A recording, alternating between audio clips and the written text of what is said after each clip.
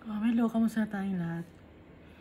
Nagpapasalamat ako kay Almighty Father dahil faithful siya sa atin at ibinigay na niya sa atin ang lahat ng kailangan natin para makuha natin ang ating inheritance, para makasama natin siya sa kanyang kaharian in heaven.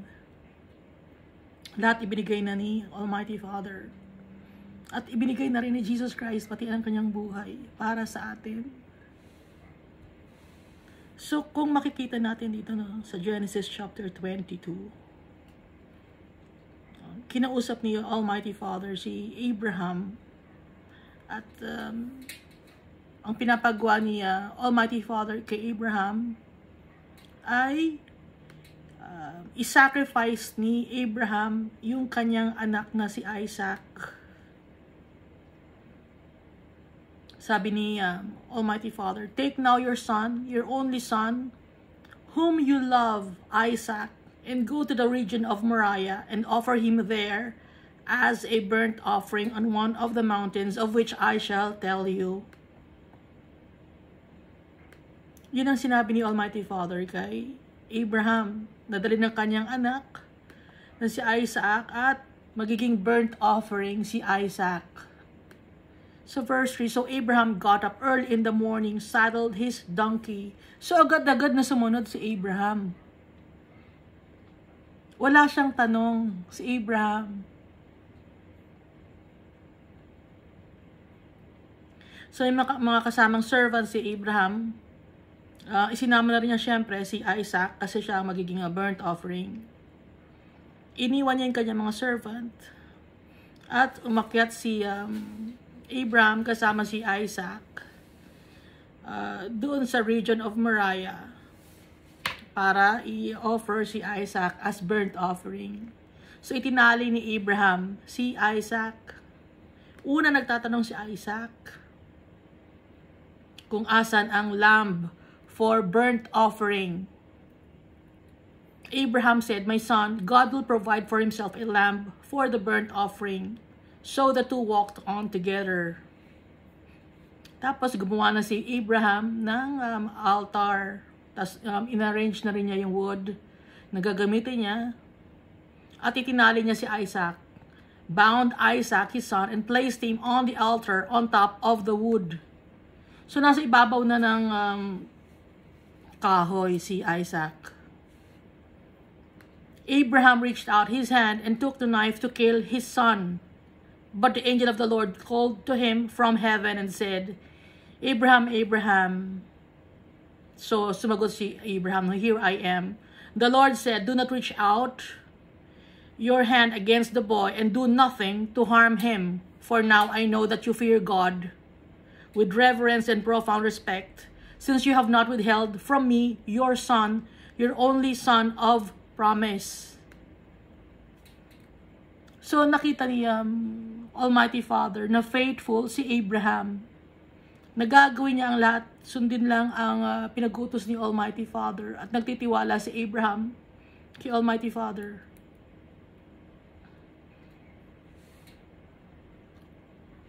Si Almighty Father naman, ang ginawa naman niya, pinaba dito sa lupa si Jesus para maging sacrifice.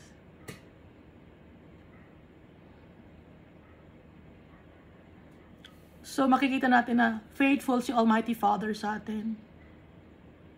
And faithful din si Jesus Christ. So yung ginawa ni Almighty Father sa New Testament na pinagawa niya kay Jesus, na pina-offer ni Almighty Father ang buhay ni Jesus, ganun din ang pinagawa niya kay Abraham, pero hindi niya ipinatuloy kay Abraham. Pero si Almighty Father, ipinatuloy niya. Yung anak mismo niya, ibinigay niya para sa atin.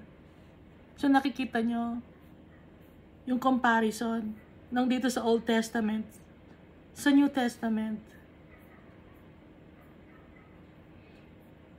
Binibigyan na tayo ng clue ni Almighty Father ng kanyang mga gagawin.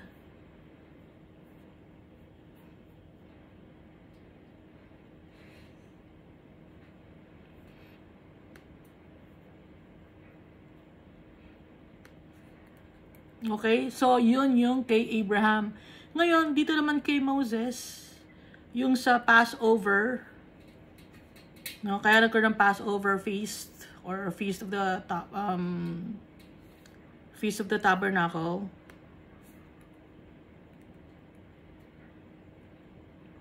Dahil ito naman ang pinag-utos ni Almighty Father sa mga kay Moses, ipinasabi niya sa mga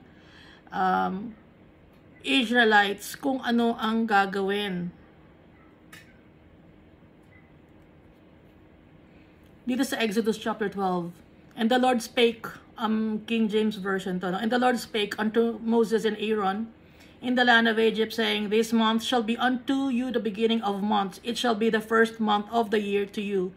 Speak ye unto all the congregation of Israel, saying, In the 10th day of this month they shall take to them every man a lamb, according to the house of their fathers, a lamb for an house. So bawat bahay merong lamb.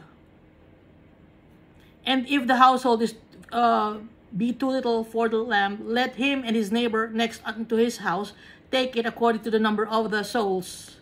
So kung maliit yung family, so kung may kapitbahay, magsama na lang sila, no? Every man according to his eating shall make your count for the lamb. Kung sino ang kayang kumain ng lamb, no? Eh malaki yung lamb, kung maliit lang yung family, yung kapitbahay isama na. Your lamb shall be without blemish, a male of the first year. Ye shall take it out from the sheep or from the goats. So pipili ng isang lamb na walang imperfections. Dapat malinis yung lamb. Male of the first year. So lalaki yung lamb na batang lamb. Na walang dungis or dumi. Perfect dapat yung lamb. Hindi kulang-kulang yung parts ng katawan ng lamb. And you shall keep it up until the 14th day of the same month, and the whole assembly of the congregation of Israel shall kill it in the evening. So itong lamb, sinisimbolize nito si Jesus Christ na perfect, no? Without blemish. So dito sa ipinag-utos ni Almighty Father kay Moses na sabihin sa mga Israelites na yung lamb na pipiliin nila ay dapat maayos at healthy. Aalagaan nila yon, tapos darating ang panahon at papatay nila yon. The whole assembly of the congregation of Israel shall kill it in the evening. So sabay-sabay nilang papatayin yung lamb na napili nila sa evening. And they shall take of the blood and strike it on the two side posts and on the upper door posts of the houses wherein they shall eat it. Kung saan sila kakain, yung labas ng bahay nila, lalagyan nila ng dugo ng lamb na kinakain nila. Yung door post, no? Yung gilid ng door, at saka yung upper part ng door, yung hamba. Alam niyo hamba ng pinto? Two side posts and on the upper door post of the house. Doon ilalagay yung blood ng lamb. And they shall eat the flesh in that night, roast with fire and unleavened bread, and with bitter herbs they shall eat it. So kakainin yung lamb. I-roast sa fire. Hindi boboil, no? I-roast. At kasama nilang kakainin ng unleavened bread, yung bread na walang yeast. Kasi yung yeast, kalahi yon ng mushroom. Alam naman natin na ang mushroom, tsaka yung yeast, galing sa, kaya sila nagtutubo, galing sila sa dumi. Alam nyo naman yun, di ba, yung mushroom, galing sa dumi. Hindi naman sila plants. So, yung sinisimbolize ng yeast at saka ng mushroom, kasalanan, no? Kaya, symbolic tong pinapagawa ni, literal itong pinapagawa ni Almighty Father, pero nagsisimbolize nun yung kay Jesus Christ na malinis si Jesus Christ, walang kasalanan. And with bitter herbs, they shall eat it. So, si Jesus Christ, Nung nakapako na siya, di ba, sa cross. Inaabutan siya ng mga bitter herbs, pinapainom siya ng mapapait, ng may gall na or ng may hyssop branches, tapos nilagay sa vinegar. Pinapainom siya, di ba? Ganun ginawa kay Jesus. So, ikino-compare natin, no? Yung sa Passover, dito sa kay Moses, na pinagawa ni Almighty Father, dun sa nangyari kay Jesus Christ.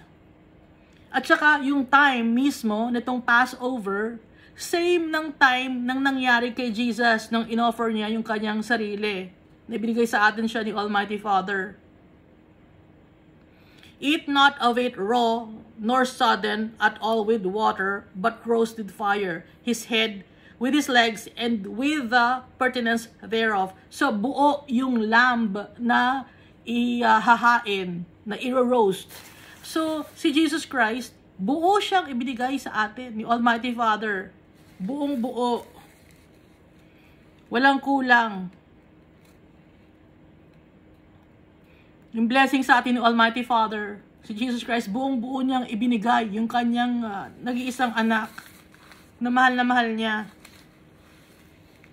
And you shall eat, and you shall let nothing of it remain until the morning, and that which remaineth of it until the morning you shall burn with fire. At dapat walang matitira sa morning, kasi pag may natira sa umaga, dapat susunugin. And thus you shall eat it with your loins girded, your shoes on your feet, and your staff in your hand, and you shall eat it in haste. It is the Lord's Passover. Kakainin nyo yung lamb, pero dapat pagkakain kayo, nakadamit na kayo, pang-alis. May shoes na kayo sa paa at may staff na kayo sa kamay at kakainin nyo ng madali. So, ang ibig sabihin nito, dapat tayo, naglalakad tayo na maayos yung pananamit natin. Ano ba yung maayos na pananamit? Maayos yung soul natin. Naglalakad tayo ng naayon sa gusto ni Almighty Father tsaka ni Jesus Christ. Lagi tayong ready to do the works of God and Jesus Christ.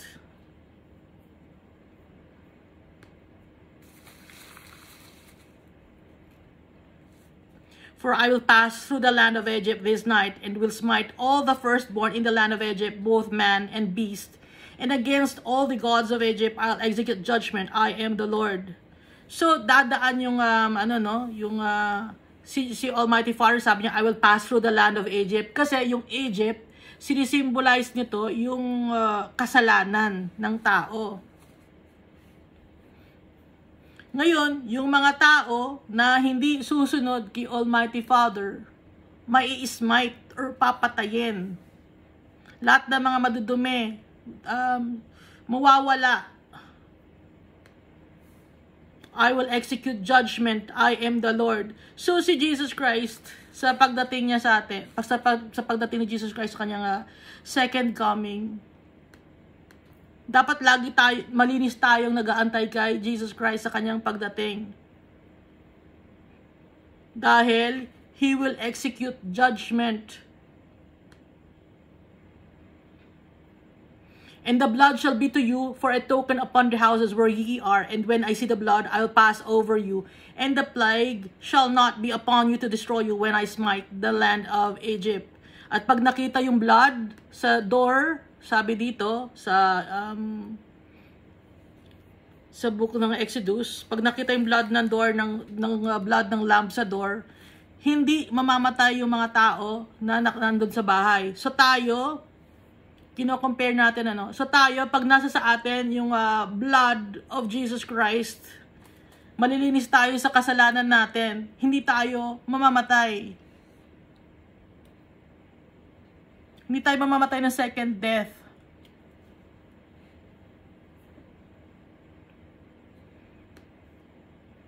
Kasi ang totoo naman talaga, tao hindi namamatay, Nag-iiba lang ng katawan. Yung soul natin, buhay siya. Yung spirit natin, bumabalik kay Almighty Father. At kung hindi ka naman sumusunod kay Almighty Father, dun ka sa eternal damnation.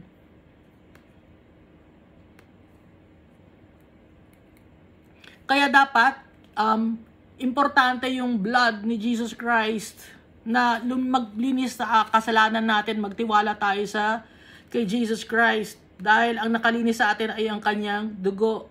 Yun ang nakapag-save sa atin.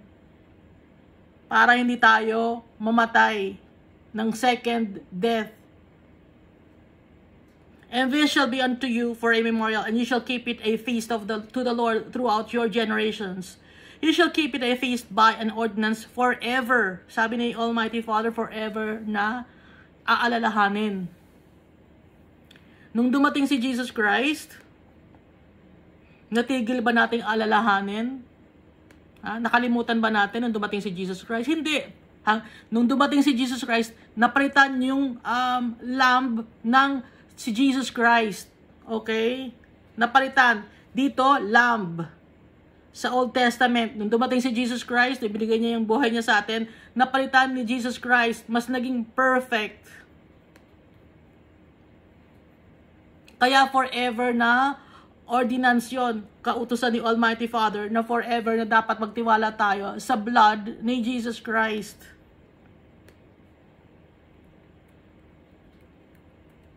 Tapos, di ba kinain nila yung lamb, yung meat ng lamb dito. Tayo rin, yung pagka-Diyos ni Jesus Christ, tatanggapin natin yun, i-embrace natin fully. Dahil sa kay Jesus Christ tayo makakakuha ng strength. Siyang magbibigay ng kalakasan sa atin to withstand trials and tribulations.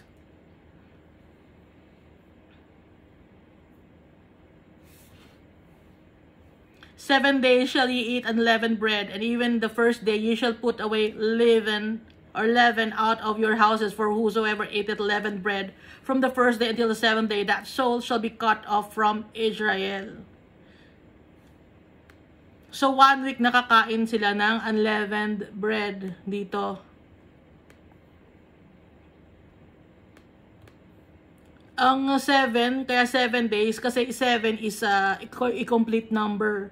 Dahil nung ginawa ni Almighty Father, yung mundo, 7 days. 7 days nagpahinga si Almighty Father. Kaya dito, 7 days, no? Kasi complete number yon. At kakain ng unleavened bread dito, pero tayo, mamumuhay tayo ng malinis. Okay? Kasi yung unleavened bread, yung libadura, gaya ng sinabi ko, galing sa dumi yun. So, sinisimbolize dun yung kasalanan. So, tayo, mamumuhay tayo ng may takot kay Jesus Christ, kay Almighty Father. Pag nagkakasala tayo, hingi agad tayo ng tawad.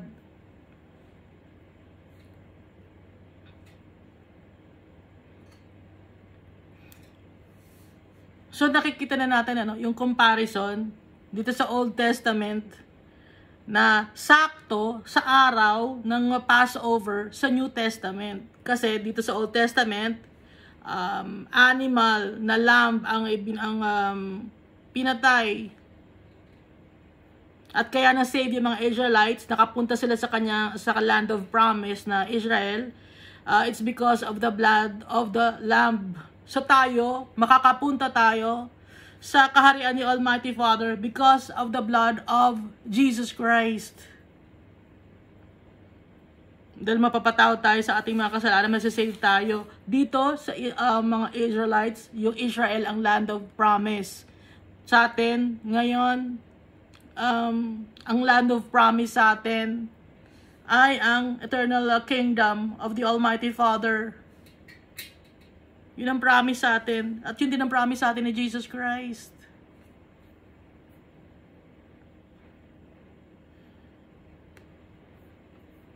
So, naiintindihan na natin,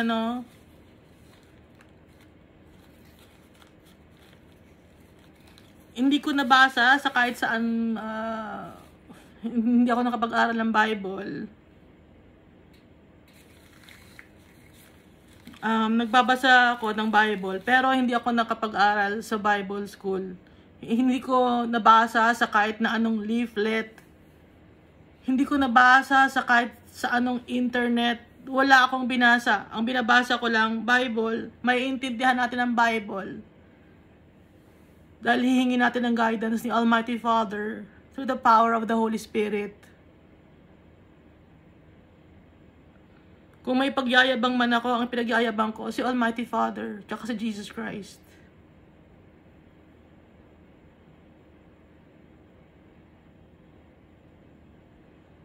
Kaya yung mga itinuturo sa akin, ni Almighty Father, tsaka na Jesus Christ at ang Holy Spirit, isinashare ko over the internet, kung sino man ang makanood.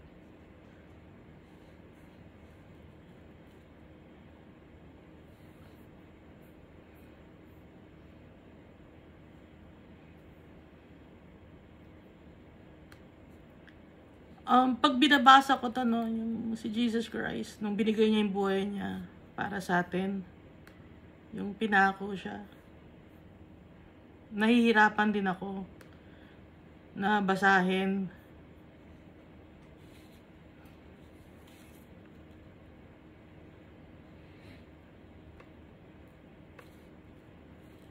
Parang ano, nagmo-mourn din ako, ganon. Ano man tawag ng mourn? Nalulungkot ako masyado. Naawa ko kay Jesus.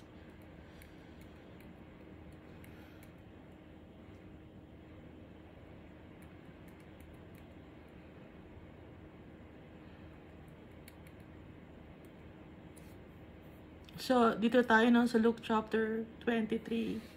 Kasi, yesterday, we read the book of Mark. So, ngayon, sa Luke 23 tayo. Pero before the Luke chapter 23, basahin muna natin yung Luke chapter 22. Recap natin.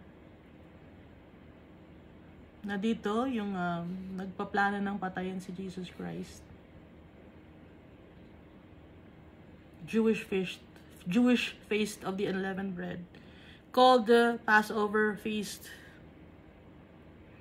So si Judas Iscariot, pumasok na sa kanya si Satanas.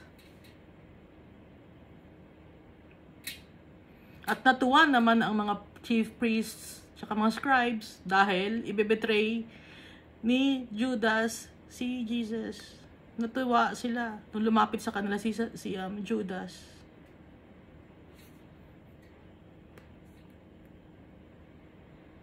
At napagkasunduan nga na 30 pieces of silver.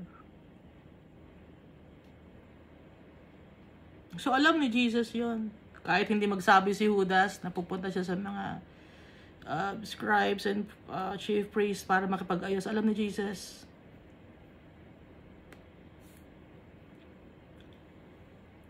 So si Jesus naman, inutusan niya si Peter tsaka si John na pumunta kung saan sila magse-celebrate ng Last Supper or Passover meal. Ang huling kain ni Jesus Christ.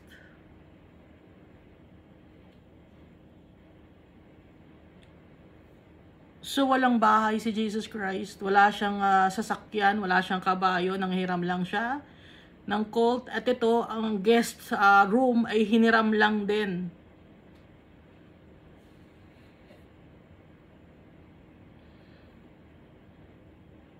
Walang pag-aari si Jesus Christ. Napaka-humble ng buhay ni Jesus Christ.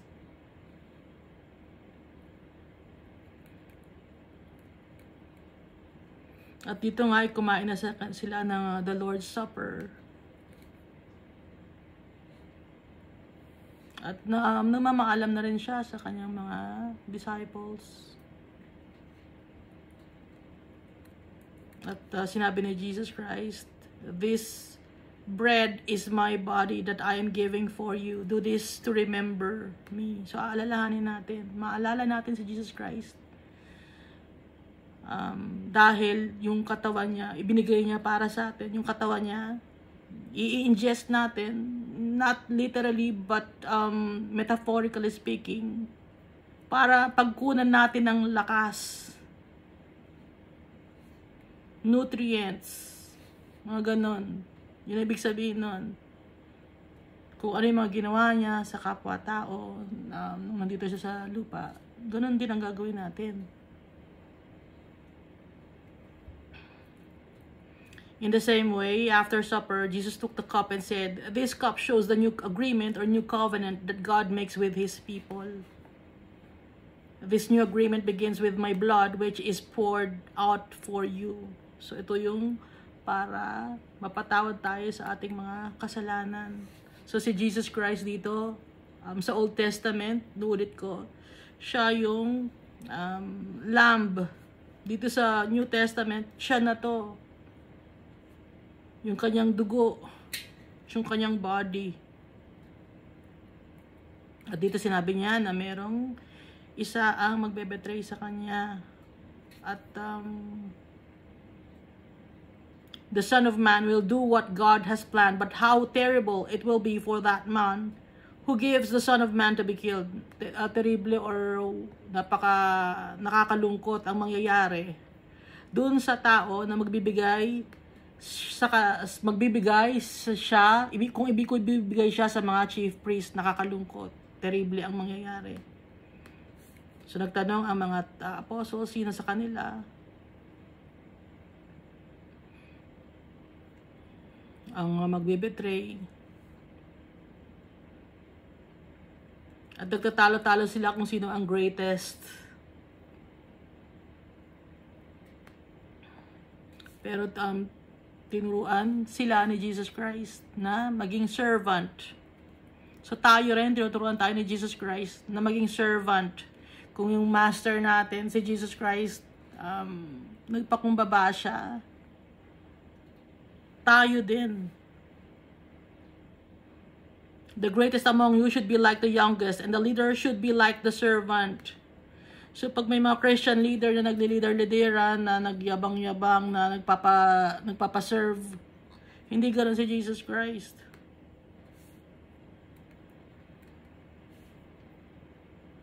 Who is more important?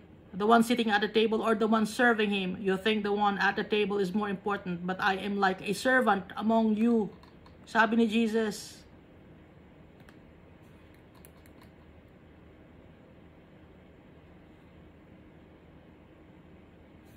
At si Jesus Christ, sabi niya na yung mga tao na nakasama niya sa kanyang mga struggles, sa kanyang paghihirap, natutuwa si Jesus Christ doon. At basahin natin ito, verse 29. My Father has given me the power to rule. I also give you the authority to rule with me. Kasama tayo ni Jesus Christ to rule with Him.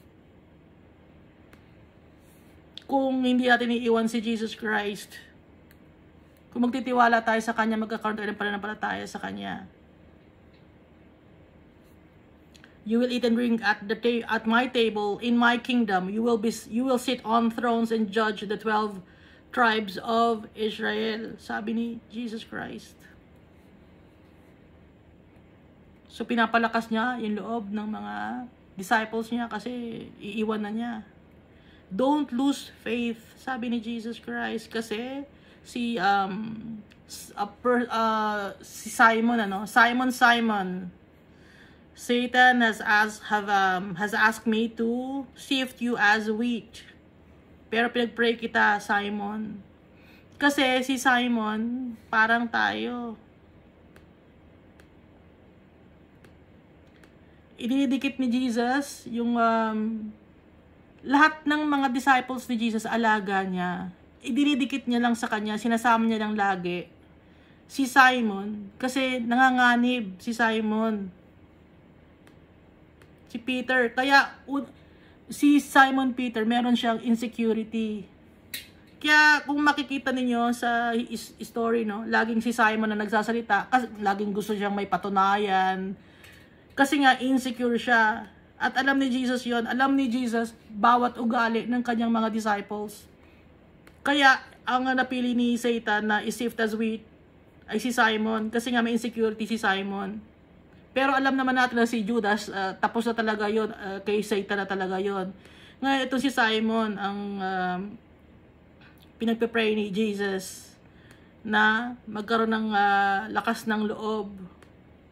I have prayed that you will not lose your faith, sabi ni Jesus kay Simon. Help your brothers to be stronger when you come back to me. Sabi ni Jesus Christ. Kasi kilala ni Jesus Christ si Simon, kaya niya nga tinawag na Peter si Simon, kaya nga sinasabing rock. Peter, ikaw ay isang rock. Binamotivate niya si Simon Peter. Dahil kilala ni Jesus Christ lahat ng kanyang mga apostles. Ngayon, ito namang si James and John, nakikita ni Jesus Christ na solid itong si James at saka si John. Kaya isinasama niya rin. Para magtulungan ang lahat ng mga disciples.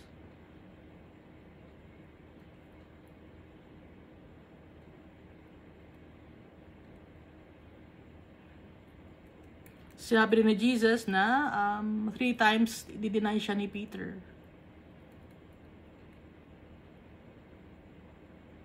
At dito sinabi ni Jesus na dati hindi ko kayo pinagdala ng pera, hindi ko kayo pinagdala ng bag at saka ng sandals. Pero ngayon, magdala na kayo ng money, ng bag, carry that with you. Kung wala kayong sword, ibenta nyo ang coat nyo at buy one. So, alam na natin kung ano ibig sabihin ng money, no?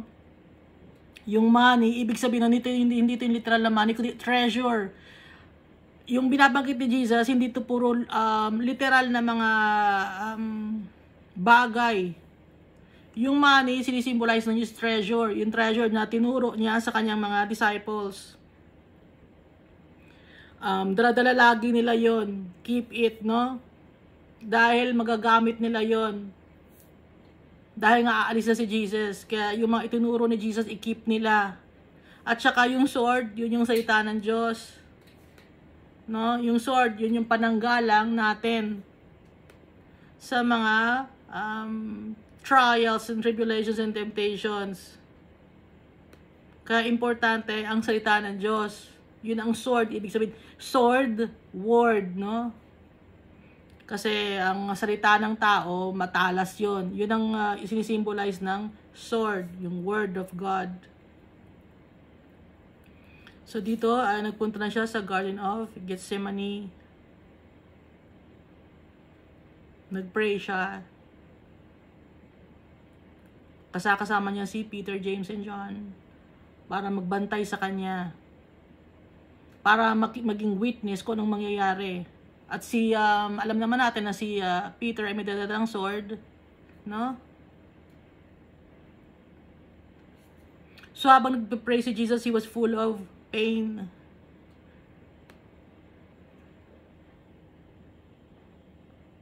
At saka yung dugo niya talagang yung pawis niya tagaktak.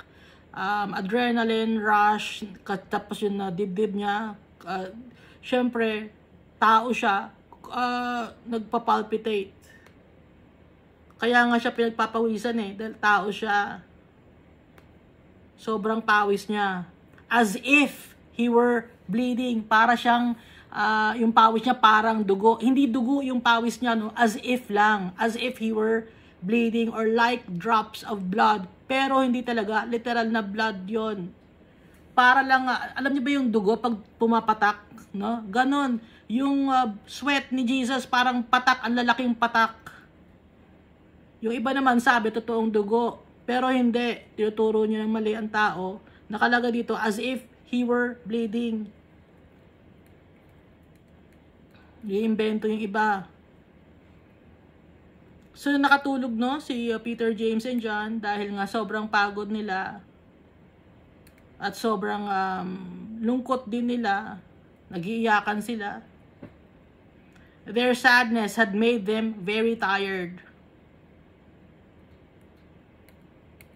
Tapos dito ay inaresto na nga si Jesus Christ. Hinalikan siya ni Judas as sign na siya si Jesus dahil madilim.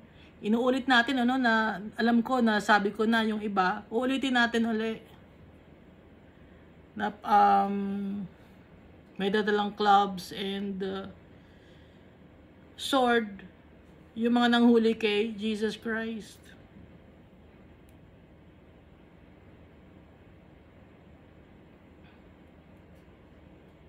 So, isa sa kanila ngayon, nung dumating si Judas, hinalikan si Jesus, hinuhuli nila si Jesus.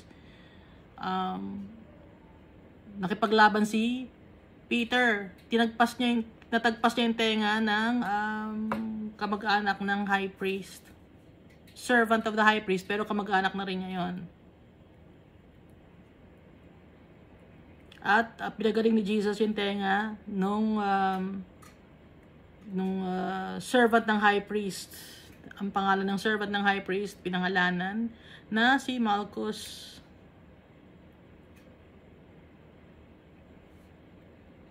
Tinanong ni Jesus, bakit kayo madalang swords, at saka mga clubs or sticks? Para saan yun? Lagi naman siya tuturo sa public places at saka sa temple.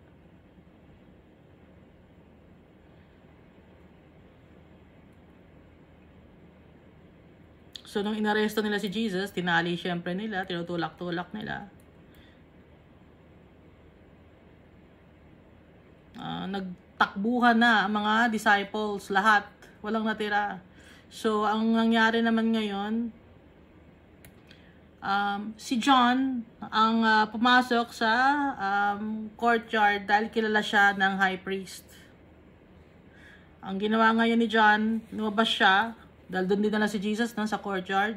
Lumabas una muna sa kay Anas, no, sa father-in-law, tapos kay Caiaphas, tapos sa courtyard. Ngayon, si John, the beloved, kilala siya personally ng high priest. Gusto niyang papasukin si Peter para makita rin kung anong mangyayari. Pero sabi ng servant girl kay Peter, di ba ikaw ang isa sa mga disciples? So, dinenay ni Peter. Nagsinungaling si Peter. Tapos sa pangalawa na naman, nakita na naman siya, ikaw di ba yung disciple? Nag-deny na naman si Peter. Tapos meron namang isang lalaki na nakakita sa kanya habang nagpapainit siya.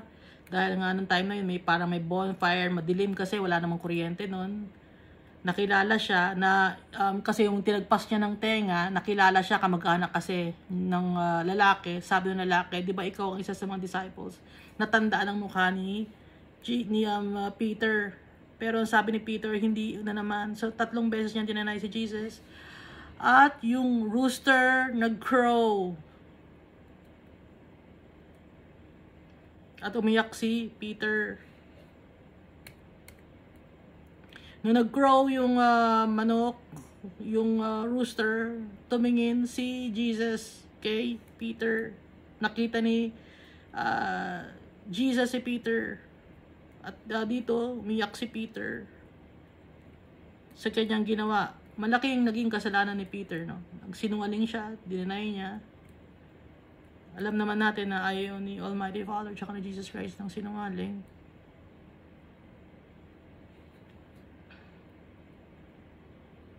So si Jesus Christ,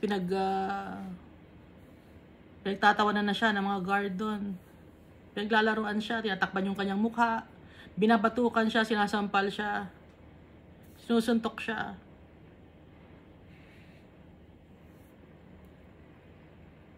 Ginagawa siyang laruan.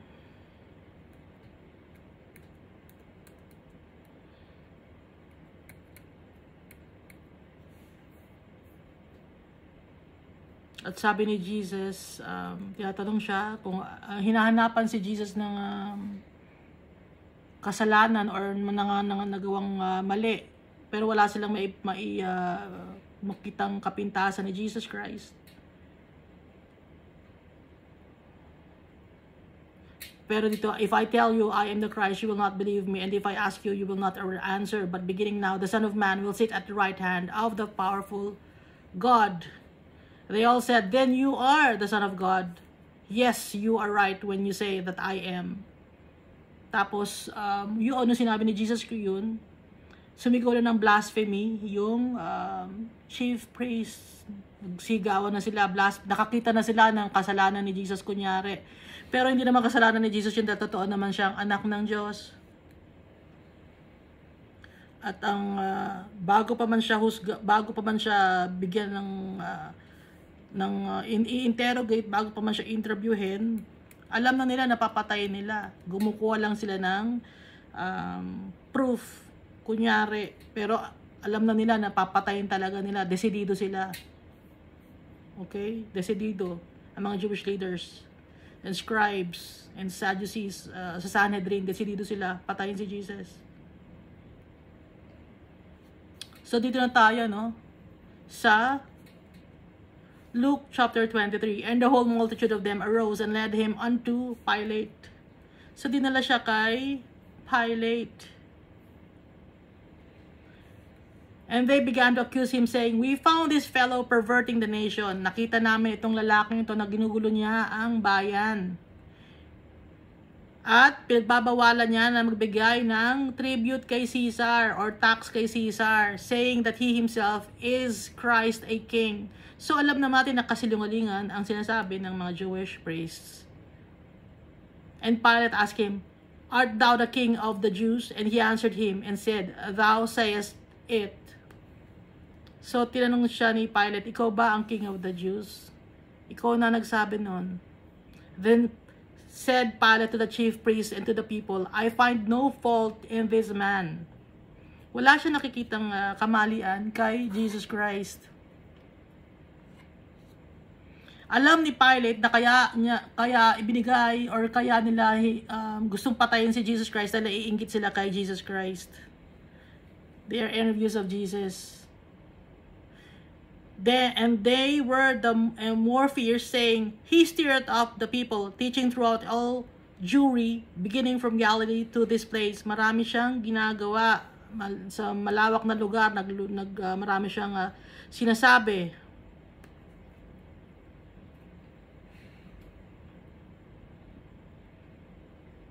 Sa Judea hanggang Galilee, sabi ng mga Jewish priests. So, ang ginawa ngayon ni Pilate, no, basahin natin. Pilate heard this and asked if Jesus was from Galilee. Kasi kung taga-Galilee, kung nagpupunta si Jesus ng Galilee at meron siya mga contact sa Galilee, at kung taga-Galilee siya, ibig sabihin nun, under siya ng jurisdiction ni Herod. If so, Jesus was under Herod's authority. Herod was in Jerusalem at that time.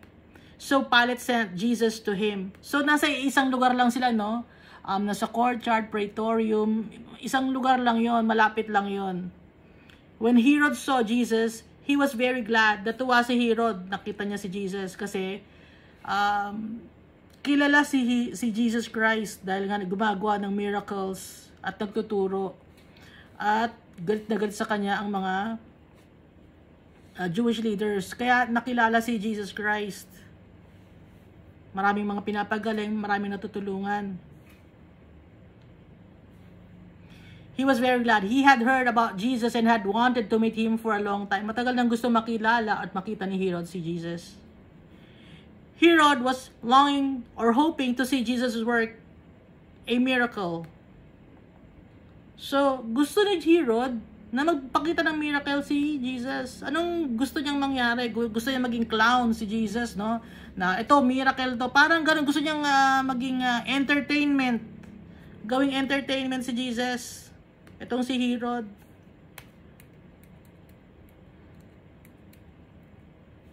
Herod asked Jesus many questions. So, nagtanong ng tanong si Herod kasi nga gusto ni Herod makakita ng miracle. Gagawin niyang entertainment si Jesus. But Jesus said nothing. Hindi kinakausap ni Jesus si Herod. The leading priests and teachers of the law were standing there. They were shouting things against Jesus.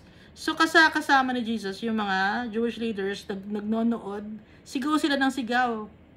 Kung ano-ano against kay Jesus. And then Herod and his soldiers made fun of Jesus. Pinagtatawalan nila si Jesus, si Herod. And they dressed him in a kingly robe. So yung robe, no, sa Mark at saka sa John, ang kulay ay purple. Pero sa Matthew, scarlet. Pero dito, walang sinabi kundi kingly robe. Kasi ang robe ng mga kings, kulay purple, kulay scarlet. So pinagtawanan nila, pinasuot nila ng kingly robe. And then sent him back to Pilate. So, nang pinasuotin na ng kingly robe si Jesus, dito sa nakalagay sa Mark, at saka sa John, at saka sa Matthew, na may crown of thorns si Jesus. Yung crown of thorns, galing yun sa acacia tree. Kung Acacia arabica, na rampant yung tree na yon sa Israel. Ngayon, yung acacia na yon, may mga tusok-tusok yon. No? Pag natusok ka ng mamamaga, masakit yon. Yun ang ginawang ng crown. Kunyari, crown daw ni Jesus. Tapos, binigyan siya ng scepter. Si Jesus. Tapos, yung scepter na yon, kinuha nila kay Jesus, ipinupokpok nila sa ulo ni Jesus. Kahit alam nila na may tusok-tusok, yung crown na binigay sa kanila, na binigay nila kay Jesus, may tusok-tusok yun eh. Pinukpok nila sa ulo si Jesus. So, yung tinik, no, ng acacia tree, syempre pumapasok yon sa ulo ni Jesus. Sa skin ng ulo ni Jesus. Masakit yon, mamamaga ang ulo ni Jesus. Mahapdi yon. Hindi lang natin alam kung gaano kahapdi yon, pero masakit yon. Pinupukpok eh sa ulo. Parang pako na ipinukpok sa ulo.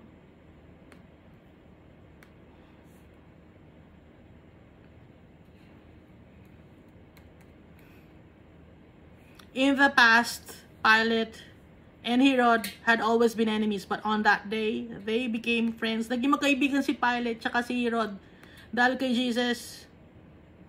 Dati, lagi sila magkagalit. Nakakita sila ng common ground. Sino yung common ground nila? Si Jesus. Napagtawanan si Jesus. Yun ang kanilang common ground. Ang alipustahin si Jesus, yung hari natin. Excuse. Pilate called all the people together with the leading priests and the Jewish leaders. He said to them, "You brought this man to me. You said that he was making trouble among the people, but I have questioned him before you all, and I have not found him guilty of the things you say." Dinala niyo sa akin itong tao na ito, pero wala naman nung nakikitang mali sa mga ginawa niya. Sinabi ni Pilate, kasi gusto rin ni Pilate na isave si Jesus Christ, dahil binigyan ng warning ng asawa ni Pilate, si Pilate, na naginip yung asawa ni Pilate, na nahirapan sa kanyang panaginip yung asawa ni Pilate dahil kay Jesus. "Have nothing to do with this man," sabi ng asawa ni Pilate. At wala siya nakikita nga masama na ginawa ni si Jesus Christ. At nung malaman ni nang marinig niya na sinabi ng mga Jewish priest na sinasabi niya kasi na siya ay son of God, natakot si Pilate. Also, Herod found nothing wrong with him. He sent him back to us. Sabi ni Pilate, si Herod wala nakitang masama sa kay Jesus, no? Sabi ni Pilate, ako rin wala rin ako nakikitang masamang ginawa ni Jesus. "Look, he has done nothing for which he should die." Wala siyang ginawang masama or mali para mamatay siya. Pero, gusto ng mga Jewish leaders na ipapatay si Jesus Christ, yung pinakamasakit na kamatayan, hindi lang yung pangbabato ng bato, kundi torture. Bago patayin ito, torture. Sinampal, sinuntok, pinadyakan, dinuraan, may tusok-tusok na sa ulo na crown of thorns, binatukan, pinapalo ng kahoy, nilalatigo. So, dislocated na yung mga buto niya ni Jesus. May mga laman na siya na nakalabas. "So after I punish him, I'll let him go free." So, pina-flog ni, or pina-whip ni Pilate si Jesus. Kung alam niyo yung pang-whip or yung pang-flog nung time na yon, bakal yon, na pag hinagis mo sa katawan ng tao, pag hila mo, dala yung laman. Parang ginutay-gutay. Unti-unting pinatay. Kaya dugo-dugo si Jesus Christ. Kung sa ulo niya, pumapatak na yung sa mukha niya dugo, dahil nga doon sa ulo, doon sa sinusuntok na siya, marami na siyang black eye. Hindi natin alam kung nabasag na yung kanyang mga orbital bones or kanyang mga cheekbones. Ay, hindi mababasag yon kasi walang bone sa kanya ang masisira. Ang meron lang, dislocated. So, may mga sugat dito, scrape. hindi scar, scrapes na, bruises, malalang mga sugat. So after I punish him, I will let him go free. So papakawalan daw ni Pilate. Every year at the Passover feast, Pilate had to release one prisoner to the people. Kailangan magpakawala ng isang preso. Pag Passover feast, parang binibigyan ng pardon. So, ang nakakulong doon na pwedeng ay si Barabbas. Si Barabbas ay isang murderer. Basahin natin. But all the people shouted, "Kill him!" Patayin siya, crucify him, let Barabbas go free. Pakawalan si Barabbas. But Barabbas was a man who was in prison because he started a riot in the city. He was guilty of murder. Nakapatay, mamamatay tao pa ang pinakawalan nila. At yung nag-start pa ng riot. So, makikita natin dito na yung pag nagra-riot ka, nagra-rally ka sa mga kalye, hindi gusto ni Almighty Father yun. Pag nire-rebel ka sa government, hindi gusto ni Almighty Father yun. Okay? Dito, guilty rin ng murder si Barabbas. Kaya ayaw ni Almighty Father ng rebellious kasi si Satanas, siya nag-rebel kay Almighty Father. Nag-alsa siya. Yun ang unang parang kudeta in heaven. Kaya ayaw ni Almighty Father ng kahit tayo dito na nasa lupa, kahit ayaw natin ng government. Hindi tayo pwedeng, kung Christian tayo, kung follower tayo ng Christ, hindi tayo go against the government. Dahil si Jesus hindi siya ganon. Ngayon, kung may mga Christian leaders na nagsasabi sa inyo, hindi, sumama tayo, mag-rally tayo, manghikaya tayo na paalisin yung isang leader na yan ng government. Hindi yun ang utos ni Jesus Christ. Hindi yun ang utos ni Almighty Father. Kanino ang utos yun? Sa demonyo. Kaya kung may mga Christian leaders na ganon, huwag kayong susunod. Hindi yun kay Almighty Father. Hindi gusto ni Almighty Father ng gulo. Si Jesus Christ, tahimik lang siya.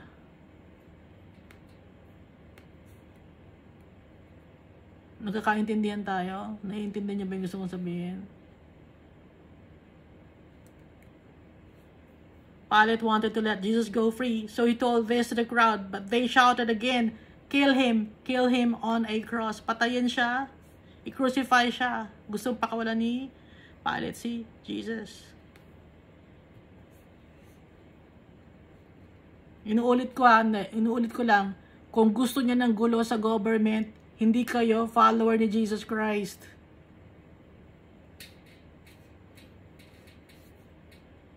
Kahit gaano pa kasama ang government, kaya nagkaroon ng government, kaya nandyan yung taong nakatupo sa government. Si Almighty Father, may reason siya kung bakit niya yun ang kanyang nakaupo sa government. Okay? Kaya kung meron mga religious leaders or Christian leaders dyan na nag-uudyok sa mga tao na mag-alsa or maging aktivista or mag-rally, hindi yun kay Almighty Father. Hindi ka follower ni Christ kung gano'n ka.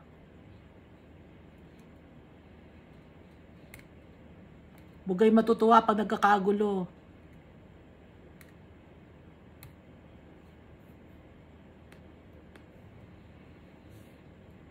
Balik na tayo dito, no? Kasi itong si Barabbas, yun ang kanyang kasalanan. Pilate wanted to let Jesus go. Gusto niyang pakawalan si Jesus. Pero, yung crowd na pinipilit ng Jewish leader na ipakawala si Barabbas, yun ang inuutos niya sa mga crowd. Dinidiktahan niya ang crowd ng mga Jewish leaders, ng mga scribes. Sige, si Barabbas ang pakawalan natin. O yun, naiingaan niyo tuloy yung crowd. A third time, Pilate said to them, "Why? What wrong has he done? I can find no reason to kill him, so I will have him punished and set him free." Wala naman siya nagawa. Ano ba nagawa niya? Wala akong nakikitang rason para patayin siya. So, ang gagawin natin ay paparusahan natin siya. Kaya sinasabi niyang paparusahan kasi para lang ma-satisfy niya yung mga tao na na gustong ipapako si Jesus, no? At pakakawalan niya. kahit alam niya walang kasalanan, para lang masatisfy yung gigil ng mga tao, ipapapunish niya si Jesus Christ, ipapaflog niya. But they continued to shout. They demanded that Jesus be killed on the cross. Hindi man natinag yung mga tao. Gusto nilang papatay si Jesus. May crucify. Their yelling became so loud. Ang lakas na ng kanilang mga sigawan. Nagkakagulo na, nagkakarayat na. No? So Pilate decided to give them what they wanted. Binigay na ni Pilate ang gusto nila para matahimik na mga tao. They wanted Barabbas to go free. The man who was in jail for starting a riot and for murder. Gusto nilang mapakawalan si Barabbas, yung tao na nag-start ng gulo at yung nakapatay. In exchange of Jesus na walang kasalanan, na mapagmahal, na tumutulong sa tao, nagpapagaling ng mga tao, nagpapagaling ng mga sakit, pinapakain niya yung mga tao. Kapalit ni Barabbas na isang murderer at nanggugulo. Pilate let Barabbas go free and gave Jesus to them to be killed. So nag-give in na si Pilate.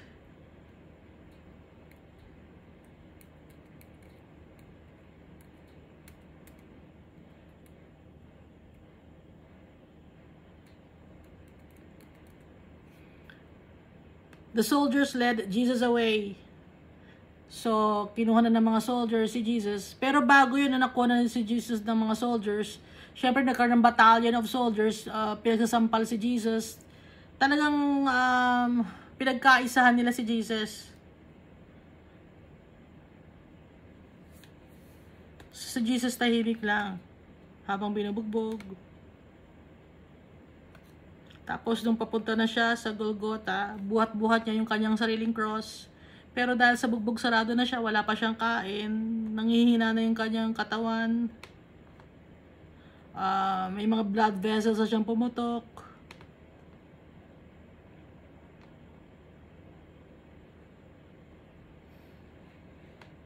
Magbuhat ka lang ng cross, mabigat na, makakaya mo ba? Puro kasugat-sugat.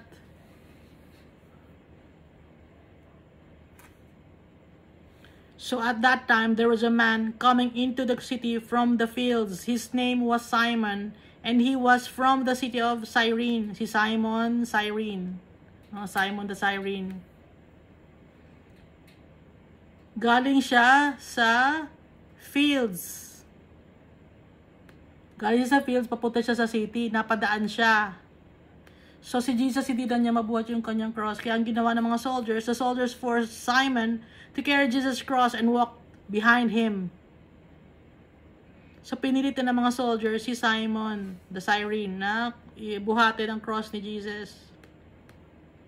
At si Jesus ay nagpapasalamat kay Simon the Cyrene. So kung mababasa natin, nasa Matthew, Mark, Luke, si Simon the Cyrene, pinangalanan siya. Ina-acknowledge ni Jesus yung mga tao na nakatulong sa kanya, na binigyan siya ng pagpapahalaga. Kahit na si Simon the Cyrene ay napilitan lang, nag-thank you si Jesus. Ano ba paano ang way ng pagte-thank you ni Jesus kay Simon the Cyrene? Pinapangalanan siya. Matthew, Mark, Luke, dyan, nandito yung kanyang pangalan. Bilang pasasalamat sa kanya. Hindi kinakalimutan ni Jesus Christ yung mga taong nakatulong sa kanya, yung mga taong kahit na napilitan, tumulong. Gaya ni Mary Magdalene, laging nababanggit dahil si Mary Magdalene ang nag-prepare kay Jesus for his burial. Kahit si John the Baptist, nagbigay ng magandang word si Jesus kay John the Baptist as a form of gratitude. Nagte-thank you si Jesus. Yun ang kanyang form ng kanyang pagte-thank you, ng pagkakanyang gratitude. Inilalagay niya dito, nababasa natin. Ganun magmamahal si Jesus. Hindi lang basta thank you, kundi sinasabi niya yung dahilan. Ganun, nakikita niyo ba yung pagte-thank you ni Jesus sa mga taong binigyan siya ng pagpapahalaga. Kaya nababasa natin si John the Baptist, bago mamatay si John the Baptist, nagbigay siya ng magandang salita kay John the Baptist habang buhay pa si John the Baptist, para marinig ni John the Baptist habang buhay pa siya, hindi yung pagpatay na, saka siya magbibigay ng salita. Hindi ganun si Jesus.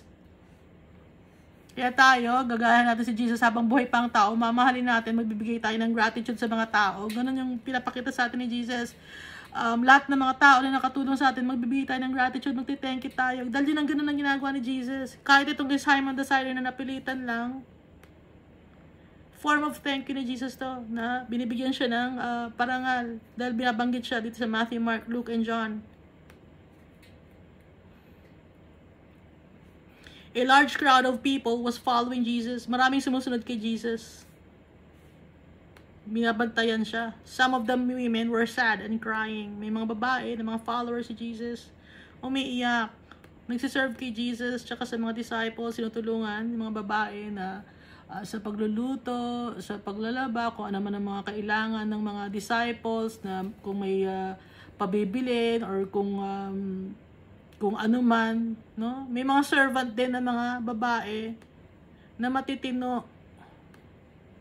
Lahat ng mga kasama ni Jesus, matitino. Kung sino ang mga kasama mo, kaya nga kung sino ang kasama mo, yun ka. Kaya tayo, dapat tayo sasama sa mga matitino. Kasi kung sino mga kasama natin, yun tayo. Kung sino mga kaibigan natin, yun tayo. Kayo ba, sino bang mga kaibigan ninyo? Kung ang mga kaibigan ninyo ay maayos, maayos din kayo. Kung mga kaibigan nyo ay puro mga kalokohan, di maloko rin kayo. So, ganun si Jesus. Kung si Jesus matino, mapagmahal siya, ganun din yung mga followers. Ganun ang isang true leaders. Matino. Pati yung mga taong kasama, matino, lahat magkakasama, iisa ang goal. Kaya nga tayo, kung saan si Jesus, dun tayo sa kanya. Sama-sama tayo kasi tayo ay follower niya. Kaya dapat matino din tayo, maayos din tayo na tao. Kaya itong mga babae na to, matino to, maayos din naman to, napatawad to sa kanilang mga kasalanan. But Jesus turned and said to them, women of Jerusalem, don't cry for me. Cry for yourselves and for your children too. The time is coming when people will say, happy are the women who cannot have children. Happy are the women who have no babies to nurse. Anong ibig sabihin nito? Sabi ni Jesus, huwag kayong malungkot, huwag kayong umiyak para sa akin. Malungkot kayo para sa inyong sarili at para sa inyong mga anak. Bakit? Dahil ang buhay na to, sa mundo na to, marami tayong tribulation na ma-experience. So, pag nakikita mo yung anak mo na nahihirapan, syempre, iiyak ka din. Mabibreak din ang heart mo. Kaya sinasabi ni Jesus to, cry for yourselves and for your children. Dahil alam ni Jesus ang buhay dito sa mundo. Mahirap. The time is coming when people will say, happy are the women who cannot have children. Happy are the women who have no babies to nurse. Kasi hindi na mahihirapan emotionally yung mga babae kung wala silang anak, okay? Kasi iba pag may anak ka pag nakikita mong nahihirapan yung anak mo, dumadaan sa trials and tribulations, pati ikaw apektado ka. Ito ang sinasabi ni Jesus. Kaya mas mabuti pa or masaya pa ang mga babae na walang mga anak na aalagaan. Then people will say to the mountains, fall on us, and they will come to the hills, cover us. If they act like this now, when life is good, what will happen when the bad time comes? Kaya nga, pag mahirap ang buhay, paano nang mangyayari? Sabi ni Jesus. So, yung may mga anak, no? Pag nakakaranas kayo ng hirap sa buhay, talagang napakahirap dahil may anak kayo, kailangan mong isipin. Pero pag wala kang anak, sarili mo lang iniisip mo. Iba yung may anak kayo kasi doble ang sakit na nararamdaman mo. Kung wala kang anak, ang iniisip mo lang yung sarili mo, yung asawa mo. Okay? Yun ang ibig sabihin nito dahil sa buhay na to, trials and tribulations na may experience natin. Mahirap dito sa mundo na to. There were also 2 criminals led out with Jesus to be killed. Meron ding dalawang prisoners, no? Or criminals na kasama si Jesus na papatayan kasabay niya.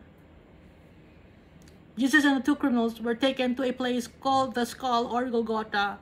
There the soldiers nailed Jesus to his cross. So doon sa Golgotha, doon pinako si Jesus Christ. So nakahiga yung cross na daldala ni Jesus na hindi na niya nakaya, si Simon the Cyrene nang nagbuhat na. Tapos dun sa Golgotha, dun pinako si Jesus dito at sa paa. Malaking mga pako ang ginamit. At alam natin walang damit si Jesus Christ nung pinako siya. So kahihiyan, no? Walang itinira. Walang itinira. Dignidad, walang itinira kay Jesus. Yung Diyos natin, pambabastos ang ginawa. Pero ang Diyos natin, tahimik lang. Hindi siya nagalit kay Almighty Father. Hindi siya nagalit sa mga tao.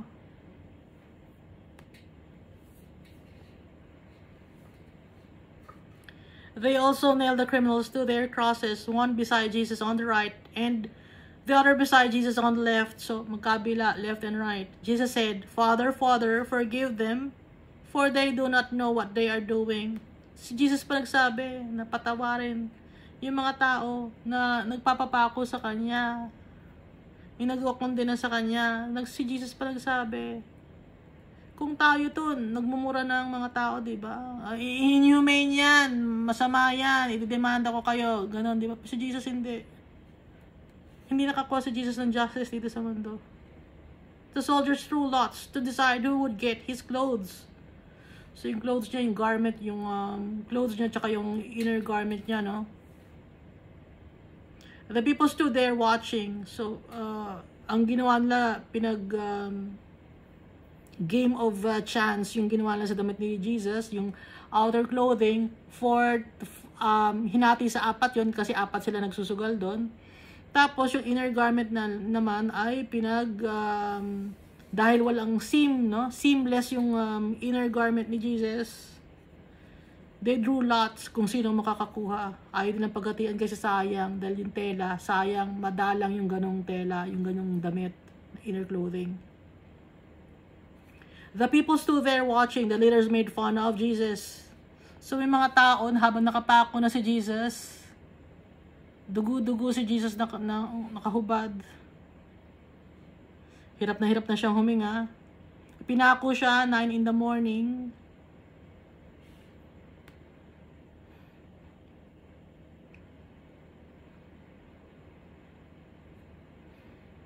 So, yung bugbog sarado na yung katawan ni Jesus. Mula ulo hanggang paa. Pinagtatawanan pa siya, diodoraan pa siya. Minamock siya. They said, if he is God's chosen one, the Christ, then let him save himself. He saved other people, didn't he? Kung Diyos siya, kung anak siya ng Diyos, kung siya ang Messiah, bakit hindi niya i-save yung kanyang sarili? Sabi nila, pinagtatawanan nila si Jesus. I-save niya dapat ang kanyang sarili. Kung talagang yung ibang mga tao, sinisave niya, bakit siya sarili niya hindi niya ma-save? Sabi ng mga nagkokondena kay Jesus. Even the soldiers made fun of him. Kahit na yung mga soldiers. They came to Jesus and offered him some vinegar. Binigyan si Jesus ng vinegar, suka, na may gall, no? Ang pait.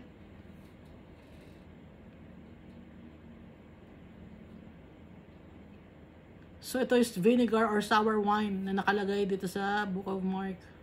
They said, if you are the king of the Jews, save yourself. At the top of the cross, these words were written, this is the king of the Jews. So, sa taas ng cross niya may nakalagay, Jesus, King of the Jews. Na gusto sanang papalitan ng mga Jewish leaders, sabing, this man claimed to be the king of the Jews. Pero sabi ni Pilate, hindi na ko, ano nang nilagay ko, yun na yun.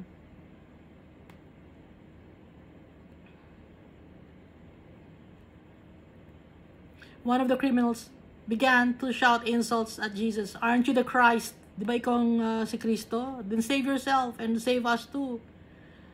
Ikaw si Christ, di ba? I-save mo yung sarili mo, i-save mo rin kami dito dahil sa pagkakapako. Sabi nung isang kriminal. But the other criminal stopped him. He said, you should fear God. Sabi ng isang kriminal. Nag-uusap sila, kinausap niya yung kanyang kasama na pareho silang kriminal. Pag matakot ka sa Diyos, you are getting the same punishment as He is. Pareho kayo ng punishment na nakukuha. We are punished justly. Tayo, pinaparusahan tayo dahil sa kasalanan natin na deserve natin tong kasalanan natin na to na pinapunish tayo. Deserve ang punishment sa atin kasi kasalanan natin. Dapat tayong mamatay. We should die. But this man has done nothing wrong. Alam din nila ng mga prisoners na walang nagawa si Jesus Christ ng kasalanan kahit isa. Walang basihan yung pagkakapako sa kanya. Then this criminal said to Jesus, Jesus, remember me when you come into your kingdom. Sabi nung kriminal, Jesus, alalahanin mo ko pag pumunta ka na sa iyong kaharian. And then Jesus said to him, listen, what I say is true. Today, you will be with me in paradise. Sabi ni Jesus, makinig ka sa akin. Ang sasabihin ko sa iyo katotohanan. Sa ngayon, hindi bukas, ngayon, today, you will be with me in paradise. Makakasama kita. Isasama kita sa paradise. Sa kanyang kingdom, isasama ni Jesus yung isang kriminal, yung isang magnanakaw. So, yung turo ni Jesus, wala sa haba ng paglilingkod mo kay Jesus kung paano ka masisave. Wala sa kung magkano ang ibinigay mo para masave ka. Or para makapunta ka ng langit, kung nagbigay ka ba ng tithes o hindi. Kung marami ka bang ginawang mga proyekto para kay Jesus o hindi. Kasi ito, criminal siya. Nakapako siya kasama ni Jesus. Pero, on that day, makakasama niya si Jesus sa heaven. So, wala sa kung magkano man ang binigay natin, kung wala sa kung magkano man tinulong natin sa tao, kung nasaan, nasa pananampalataya natin kay Jesus para ma-save tayo. So, yung mga works na ginagawa natin, result lang yon ng ating pananampalataya kay Jesus. Kasi, yung works natin, no, hindi natin may pagmamalaki yon. Dahil yung works natin, saan natin galing yung kalakasan natin? Kay Jesus pa rin galing yun, kay Almighty Father pa rin yung kalakasan natin, yung health natin, kay Almighty Father pa rin. Yung wisdom and knowledge natin, kay Almighty Father pa rin, kaya wala tayong may pagmamalaki.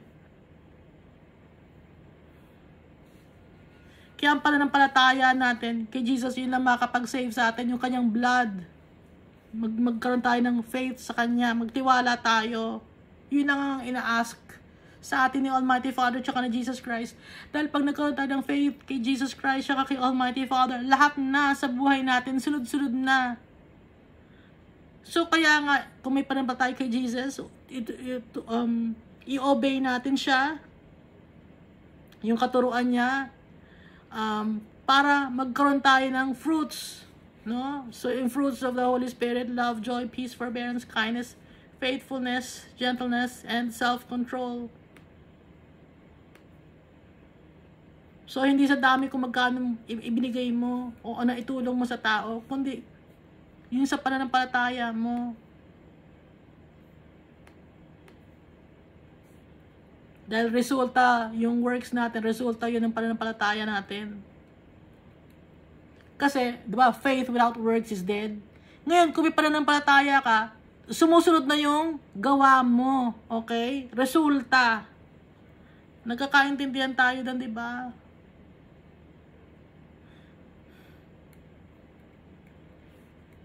It was about noon, so tanghali na, and the whole land became dark until 3 o'clock in the afternoon. So 9 o'clock up to 12 noon, maliwanag, pero 12 noon up to 3 o'clock, dumilim. 6 hours, nakapako si Jesus. Kaya niya ba yon? Bugbog sarado na, nakapako pa. 6 hours, namamaga pa yung ulo niya.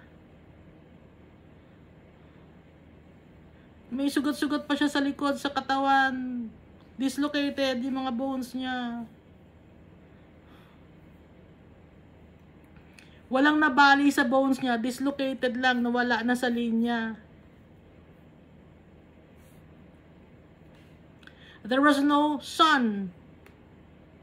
So pati ang heaven nagmo-mourn. Si Almighty Father and all the heavenly beings nagmo-mourn sila, nakikita nila ang nangyayari kay Jesus Christ. Pero dapat na mangyari kay Jesus Christ para may save tayo from our sins because of the love of the Almighty Father for us. He let Jesus die on the cross for us to be saved.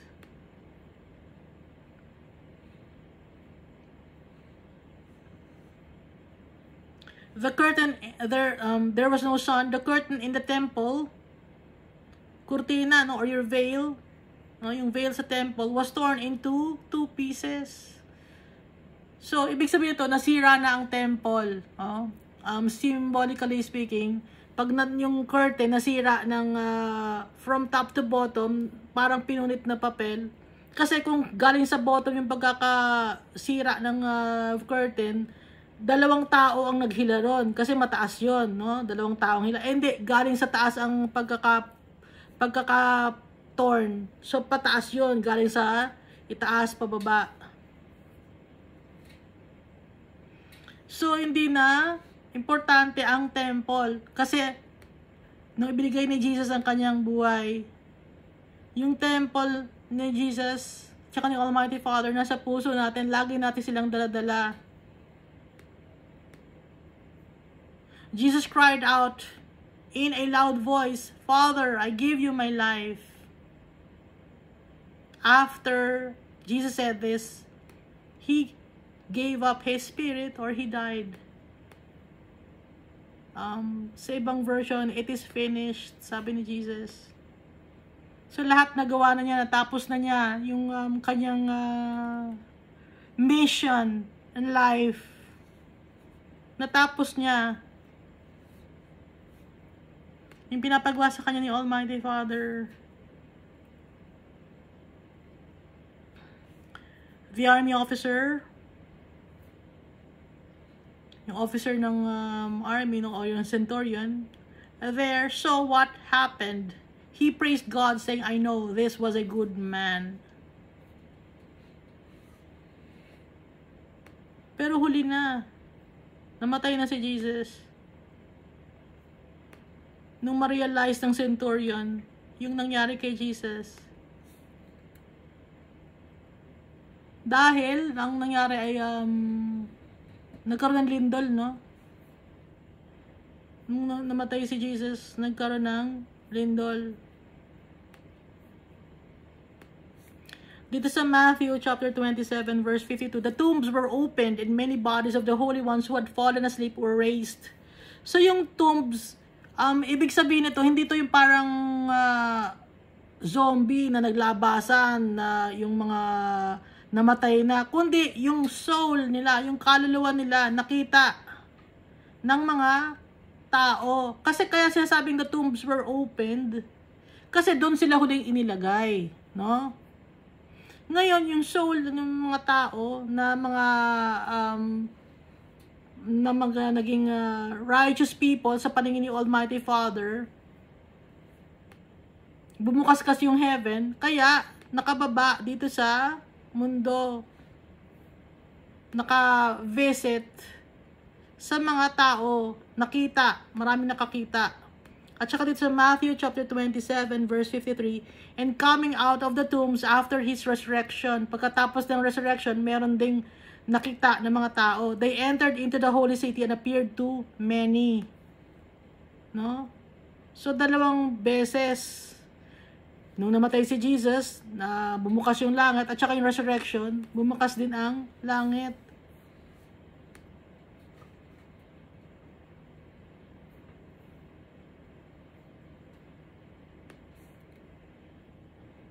Many people had gathered there to watch this thing. Maraming tao nakakita.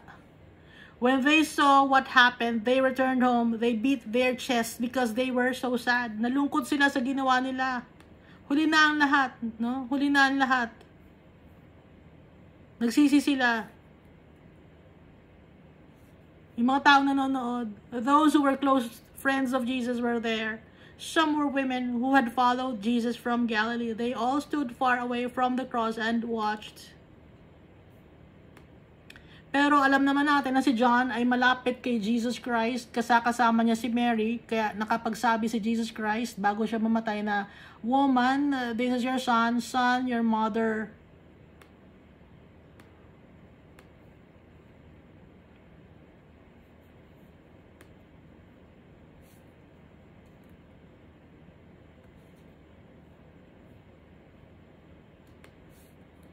And behold, there was a man named Joseph, a counselor, and he was a good man and a just. So ito si Joseph of Arimathea, na isa rin siya sa Jewish Council, kasama ni Nicodemus, no? Pero tagu lang sila na follower of Christ kasi natatakot sila. Pero hindi naman sila judge ni Jesus. Alam ni Jesus, okay? Binigyan din ng pagpapathank you ni Jesus itong si Joseph of Arimathea sa ginawa niya. Hindi naman nababanggit lagi dito sa nung namatay si Jesus. And behold, there was a man named Joseph, a counselor, and he was a good man and a just. The same had not consented to the counsel and did of them. So itong si Joseph of Arimathea, ayaw niyang ipapako si Jesus, no? Against siya. Pero anong magagawa niya? Mag-isa lang siya. At saka hindi naman siya yung Jewish chief priest. He was of Arimathea, galing sa Arimathea, a city of the Jews, who also himself waited for the kingdom of God. Nag-aantay din siya ng kaharian ng Diyos. At naniniwala siya kay Jesus. This man went unto Pilate and begged the body of Jesus. So nagmakaawa siya kay Pilate na ibigay sa kanya ang katawan ni Jesus. So nagulat si Pilate, hindi niya alam na namatay na si Jesus. So pina-confirm pa niya, at nung na-confirm, ibinigay niya kay Joseph of Arimathea yung katawan ni Jesus, and he took it down and wrapped it in linen. Binaba ni Joseph of Arimathea and laid it in a sepulchre that was hewn in stone wherein never man before was laid. So ang kasama ni Joseph of Arimathea na to prepare Jesus as a body, kasi dugo-dugo, walang damit, tinanggal sa pagkakapako, ay si Nicodemus, kasi si Nicodemus alam niya kung yung Jewish tradition for burying a body. And that day was the preparation, and the Sabbath drew on, no? Malapit yung kinabukasan, Sabbath na, Sabbath day or rest day, no? So ano ngayon ang rest day? Sunday ba or Sabbath day? Sunday ba o Saturday? Kasi ang tradition ng Pilipinas ba or sa buong mundo ba yun? Sabi nila pinakuro si Jesus ng Friday, the Saturday, the Sunday na buhay. Ngayon, kung ang pagbabasihan natin ng Bible, may discrepancy, okay? Kasi ang kinabukasan ay Sabbath day or rest day. Sa ngayon, ang sinasabi niyong Sabbath day ay Sunday, di ba? So, ibig sabihin, Saturday ba, ipinako si Jesus, tapos Sunday, patay pa rin siya, tapos, first day of the week is Monday, dun siya nabuhay. Ganun ba ang gusto niyong sabihin? Kasi, pag sinasabi niyo ang Sabbath day ay Sunday, yun eh.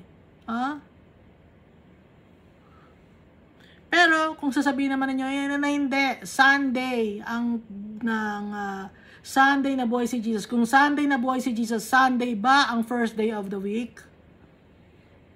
Kasi, on the next chapter, first day of the week, nabuhay si Jesus. So, first day of the week, Monday ba nabuhay si Jesus?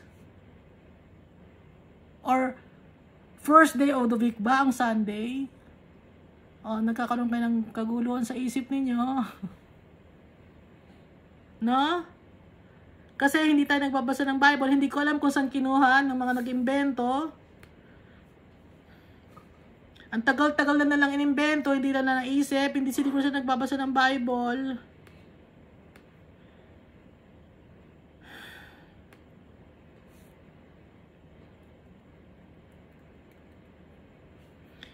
So pero ang importante, no? Huwag na natin pag-usapan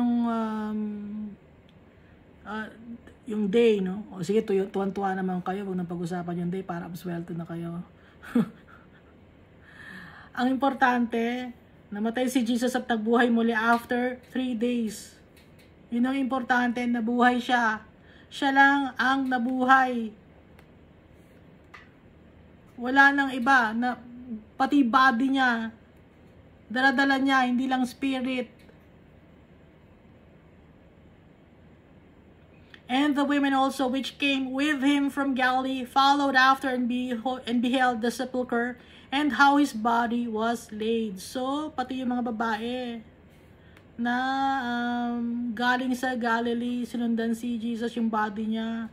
Nagpunta sila sa tomb at chinek yung body ni Jesus.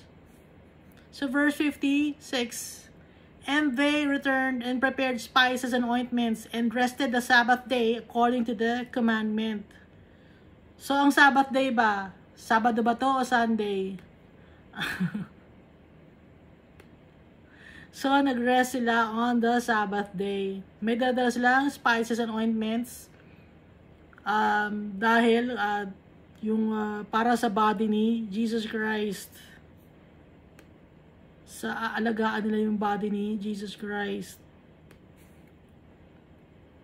Dahil mahal nila si Jesus Christ.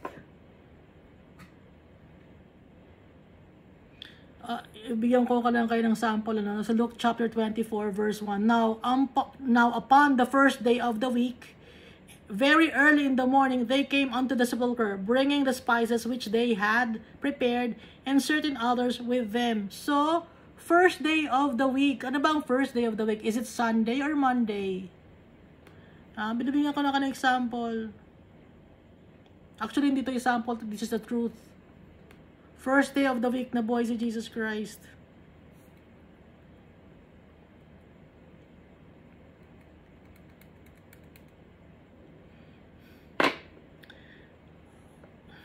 Pasalamat tayo kay Jesus Christ, no? Tsaka kay Almighty Father. Sa kanilang pagmamahal sa atin, tinapos na ni Almighty Father tsaka ni Jesus Christ. Lahat ng mga kailangan natin, ibinigay na. Lahat ng mga tools na kailangan natin para maintindihan natin ang Bible. Itinuro na sa atin lahat-lahat. Ibinigay na sa atin. Spoon feeding. Yung mystery ng Bible, nalalaman na natin. Nakilala na natin yung tatay natin. Tsaka si Jesus Christ. At yung kaharian niya. At ipinadala sa atin ang Holy Spirit. Malalim na ang pagkakakilala natin. Kayo ba malalim na ba ang pagkakakilala natin? Kay Almighty Father, tsaka kay Jesus Christ. Kung anong will nila para sa atin. Natapos na nating basahin yung napakahirap ako basahin itong pagkakapako kay Jesus Christ. Napakasakit nung ginawa sa Kanya. Kaya ganito kasakit ang ginawa kay Jesus Christ. Para wala na tayong mai-reklamo. No? Kasi tayo ng tao, mareklamo tayo. Hindi, sinaktan niya ako eh. Hindi, binatukan niya ako eh. Kailangan makaganti ako.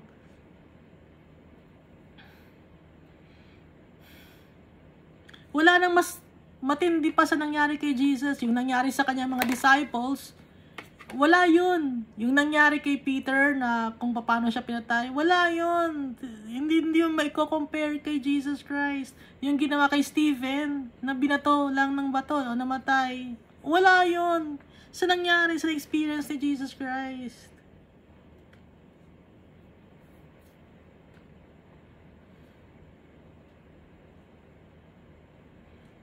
So, minsan may mga tao dyan na yung tragic ng pagkakamatay niya, ang tragic ng nangyari sa kanya. Bakit naman nangyari sa kanya? Ay, nagkaroon ng AIDS. Ay, kaya ba't nagkaroon ng AIDS? No. Ay, gawa niya yun. Gusto niya yun eh. Kaya siya nagkaroon ng AIDS. No, yung mga matatanda. Ngayon, may mga bata nagka-AIDS. Kaya yung galing naman sa magulang yun. So, kasalanan yun, no? Kasalanan. Dahil sa kasalanan, kaya tayo namamatay. Ngayon, si Jesus Christ, walang kasalanan, pero pinatay siya. Yun ang point doon.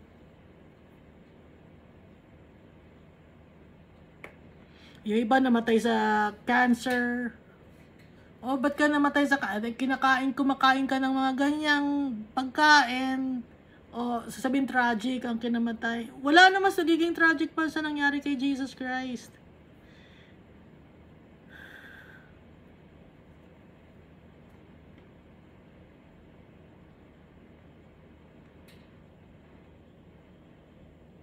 Kaya wala tayong may reklamo.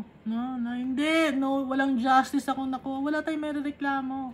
Wala tayong masasabi, wala tayong may reklamo sa tatay natin. Wala tayong may reklamo kay Jesus Christ.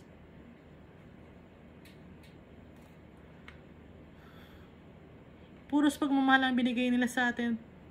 Puros pag-iintindi, pag-aalaga para sa atin, alagaan tayo. Pero tayo, matitigas ang ulo natin.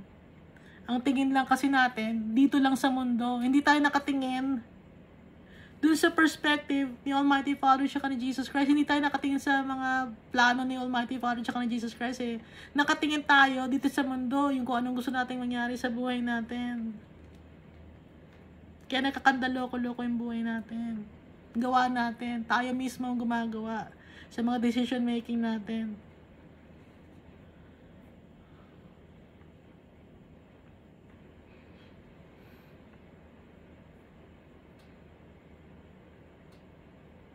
Mahal na mahal tayo ni Almighty Father tsaka ni Jesus Christ. Faithful si Almighty Father simula pa, faithful na siya. Ang tagal nung interval nung nangyari kay Abraham na isa-sacrifice si Isaac, no? Kaysa dito sa kay Jesus Christ. Ang tagal ng interval. Pero kay Almighty Father, saglit lang ang oras. Mabilis lang ang panahon kay Almighty Father. Sa tao matagal? Hindi rin. Tingnan natin. Ngayon nga lang matanda na tayo, di ba? Ako matanda na ako. Ngayon mo lang. So habang nakikilala natin si Jesus Christ at si Almighty Father, dapat nagbabago rin tayo. For the better. At paano natin magagawa yun? Dahil nasa sa atin, si Jesus Christ, si Almighty Father, and the Holy Spirit, nasa puso natin. Kinakausap tayo ni Almighty Father through the power of the Holy Spirit, and si Jesus Christ too. At kung nasaan si Jesus Christ, gusto ni Jesus nandun din ang kanyang mga followers. Yung mga tao nagmamahal sa kanya. Dahil gusto ni Jesus Christ, i-protect tayo against the enemies. Yun ang gusto ni Jesus Christ at ni Almighty Father. Protektahan tayo.